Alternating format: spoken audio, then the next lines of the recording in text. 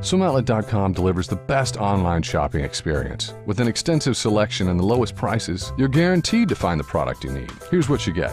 Free shipping on all orders over $49. Free 1 to 2 day shipping on all orders over $99. All orders placed by 6 p.m. ship out the same day. Shop at SwimOutlet.com, the web's most popular swim shop.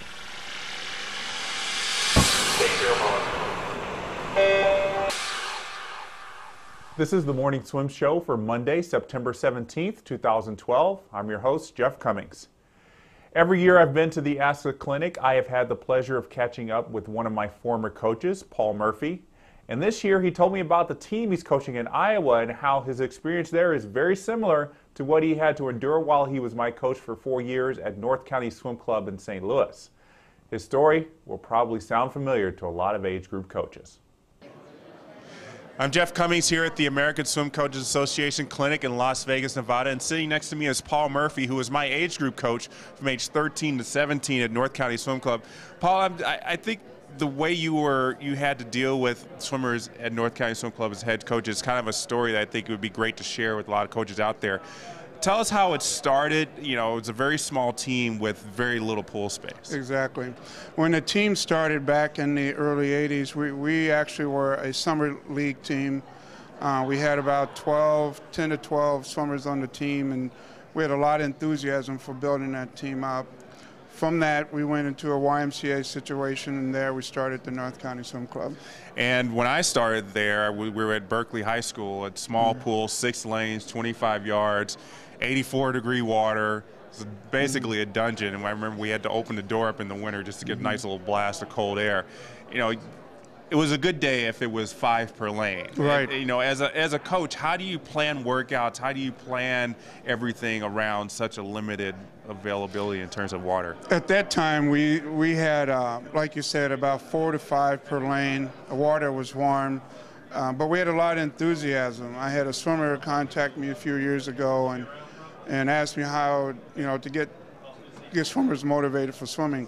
I think at that time we were trying to prove ourselves, and it really didn't matter what the temperature of the water was or what the environment was like. Everyone was there to improve, and when we go to swim meet, you know, really try to do well based off of what we did and whatever practice we had. Yeah, because, you know, we were basically like, we had a third of the membership that some of these other big teams like Parkway and Clayton Shaw and Sugar Creek had.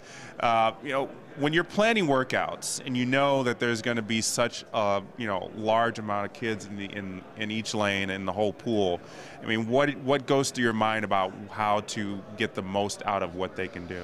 That's a really good question. I'm having to do that this year. My approach, if we're looking at 6 to 8 per lane or even 8 swimmers per lane, which is what I'm going to end up doing this year, is we're going to start out this year with some drilling and so forth, but we're going to try to keep the swimmers moving with shorter intervals. You know, instead of doing intervals and they're standing around, we need to keep moving.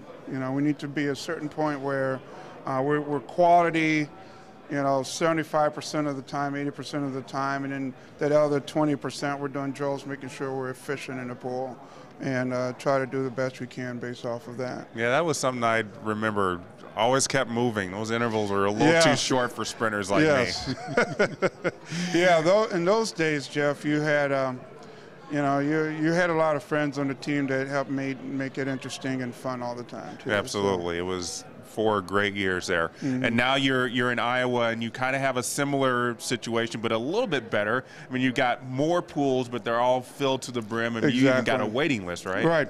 This is the Olympic year, and we actually started planning for this back in January and February of what we're going to do with all of the swimmers that we have coming in. Right now, we're right at around 250 swimmers in the pool, in the 6-lane pool, with a separate diving tech, and that's where we put our stroke development kids.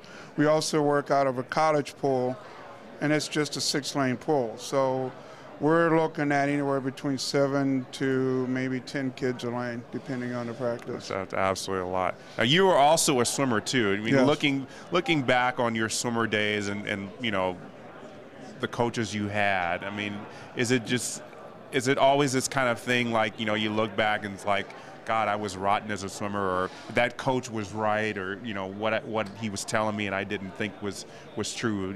It kind of hits you now as a coach. That's a really good question. Back in the 70s when I swam, we really didn't ask questions about what we did. Coach just said, go out and do it, and we did it. And I swam for the old Sugar Creek Swim Club back then, and I can remember doing some crazy workouts or running down the main street, and we never asked, why.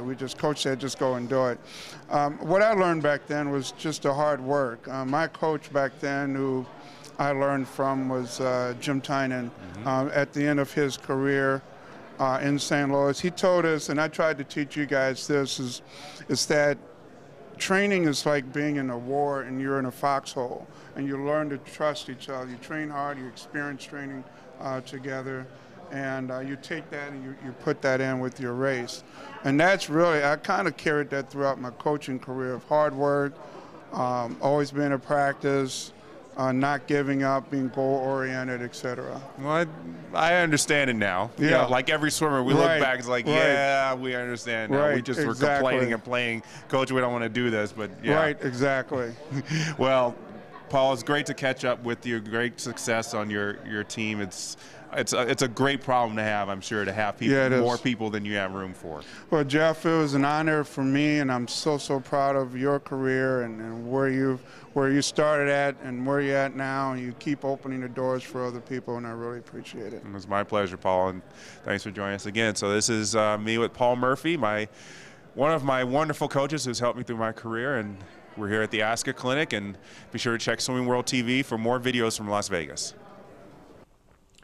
Thanks to Paul for the interview. If you have a similar pool space situation, feel free to tell us about it in the comments section of the article about this show, or post a photo of your pool on our Facebook page or Twitter page.